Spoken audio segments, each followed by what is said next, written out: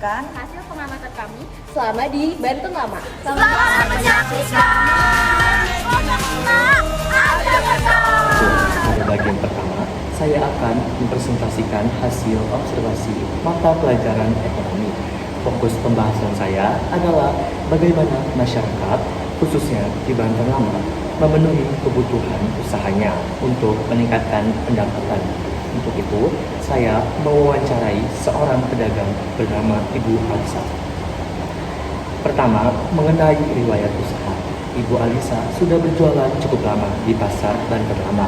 Dalam menjalankan usahanya, kebutuhan utama beliau adalah modal dan stok dagangan. Kendala terbesar yang beliau hadapi adalah harga barang yang semakin naik dan kondisi Banten Lama yang cukup sepi. Modal untuk mengisi stok pun semakin terbatas. Beliau juga menyampaikan bahwa perubahan zaman dan adanya wisatawan sebenarnya membuat usaha lebih mudah karena jumlah pembeli lebih banyak saat kawasan ramai.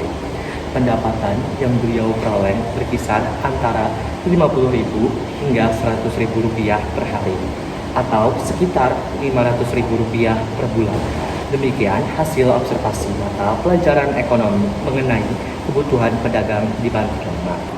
Selanjutnya kami masuk ke pembahasan materi pembelajaran sosiologi dengan fokus pada perubahan sosial, khususnya interaksi masyarakat di Banten Lama. untuk mendapatkan data, kami mewawancarai seorang pedagang bernama Ibu Ratu Iyoh yang berjualan di kawasan Masjid Agung Banten. Menurut Ibu Ratu, interaksi warga zaman dahulu dan sekarang sangat berbeda. Dahulu, masyarakat lebih harmonis dan lebih mudah akur. Sedangkan sekarang, banyak orang lebih cepat emosi dan mudah tersinggung. Perubahan perilaku ini membuat suasana tidak sangat buruk. Beliau menyampaikan bahwa salah satu penyebabnya adalah kondisi Banten Lama setelah adanya pembangunan. Lingkungan berubah menjadi lebih acak dan tidak lagi seperti dulu, sehingga hubungan sosial warga juga ikut terpengaruhi. Media sosial juga berpengaruh.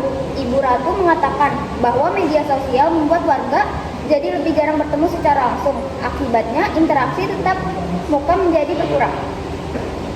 Selain itu, keberadaan wisatawan juga memberikan pengaruh. Dahulu, kawasan Banten Lama sangat ramai pengunjung. Namun, setelah perubahan lingkungan, jumlah pengunjung menjadi berkurang dan suasananya tidak seramai dulu. Menurut beliau, hal terpenting untuk menjaga kerukunan antar warga adalah saling introspeksi diri. Dengan saling memahami dan tidak mudah tersinggung, hubungan sosial dapat tetap terjaga meski zaman terus berubah. Demikian hasil observasi sosiologi pengaruh perkembangan zaman terhadap interaksi sosial di Banten Lama. Selanjutnya, presentasi akan dilanjutkan dengan mata pelajaran PKN oleh Gibran dan Dengar. Kami masuk ke bagian PKN dengan fokus pada penerapan nilai-nilai Pancasila di lingkungan Masjid Agung Banten. Untuk memperoleh informasi, kami mewawancarai Pak Ning, salah satu pengurus Masjid Agung Banten. Menurut Pak Ning, kegiatan ibadah di Masjid Agung Banten berjalan dengan baik dan tertib. Meskipun pengunjung sering penuh dan berdesakan, kegiatan seperti salat dan ziarah tetap berlangsung lancar dan aman. Hal ini menunjukkan penerapan nilai ketuhanan yang Maha Esa dan disiplin dalam beribadah. Beliau juga menyampaikan bahwa warga di sekitar Masjid Agung Banten saling menghargai perbedaan, baik perbedaan daerah maupun keyakinan. Umat Islam beribadah di masjid, sementara umat agama lain memiliki tempat ibadahnya masing-masing. Pengunjung yang datang ke Banten Lama pun tidak semuanya untuk berziarah, sebagian hanya sholat atau sekedar berkunjung. Sikap saling menghormati ini mencerminkan nilai persatuan Indonesia dan toleransi antar umat beragama. Warga sekitar juga ikut menjaga kebersihan dan ketenangan masjid sebagai bentuk rasa hormat terhadap tempat ibadah. Dan peninggalan sejarah Maulana Hasanuddin ini termasuk dalam nilai kerakyatan dan tanggung jawab sebagai masyarakat. Menurut Pak Ning, kegiatan keagamaan seperti peringatan Hari Besar Islam atau PHBI rutin melibatkan warga setempat serta para pengurus Sultan Hasanuddin. Hal ini menunjukkan bahwa nilai gotong royong masih sangat dijaga. Beliau menegaskan bahwa warga di sekitar Kesultanan Maulana Hasanuddin tetap rukun, saling menjaga dan saling menghormati tanpa memandang latar belakang. Ini mencerminkan nilai kemanusiaan dan persatuan dalam kehidupan sehari-hari. Selanjutnya, Dilanjutkan oleh Nadia, pelajaran sejarah.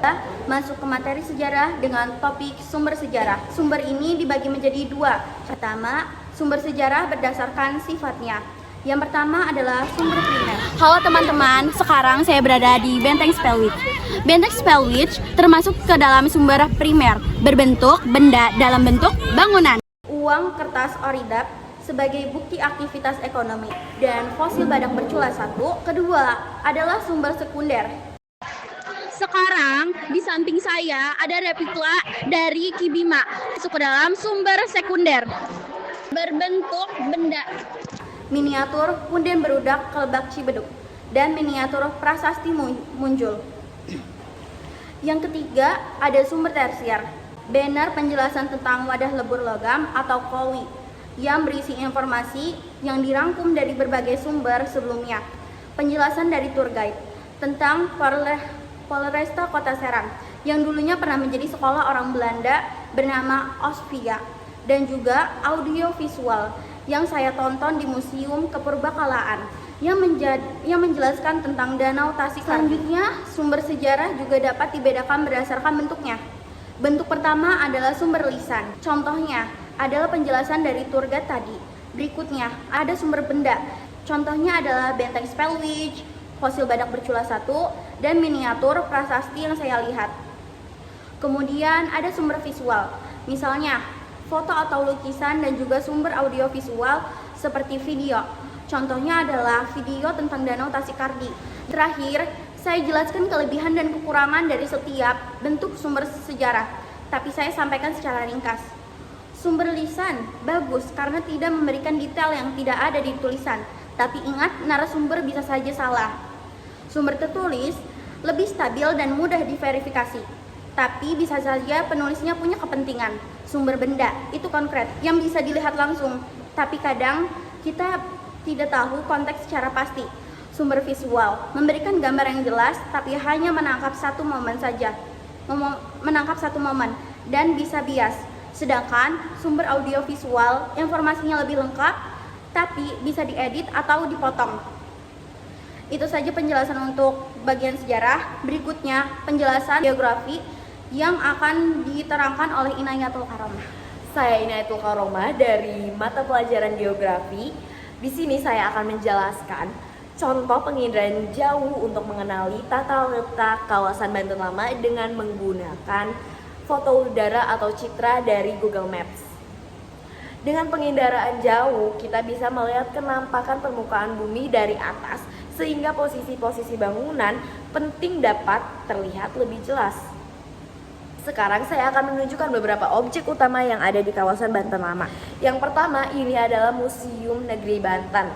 Di foto udara bisa kita lihat museum ini terlihat berada di dekat area Keraton Surosoan. Museum ini menyimpan berbagai koleksi sejarah Banten seperti fosil badak bercula satu. Selanjutnya ada Museum Situs Kepurbakalaan Banten Lama. Dari foto udara, museum ini dekat dengan alun-alun Banten Lama.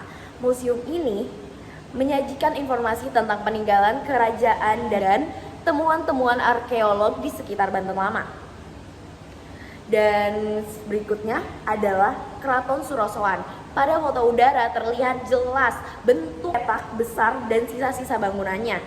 Keraton ini dulunya merupakan pusat pemerintahan Kesultanan Banten, sehingga area ini sangat luas dan memiliki struktur yang teratur. Ini adalah Masjid Agung Banten. Bangunannya dekat dengan menara dan alun-alun Banten Lama. Masjid ini merupakan salah satu masjid tertua di Indonesia dan menjadi pusat kegiatan keagamaan masyarakat di Banten Lama. Dan yang terakhir, di sini ada Pasar Banten Lama. Dari foto udara terlihat sebagai area dengan bangunan-bangunan yang rapat.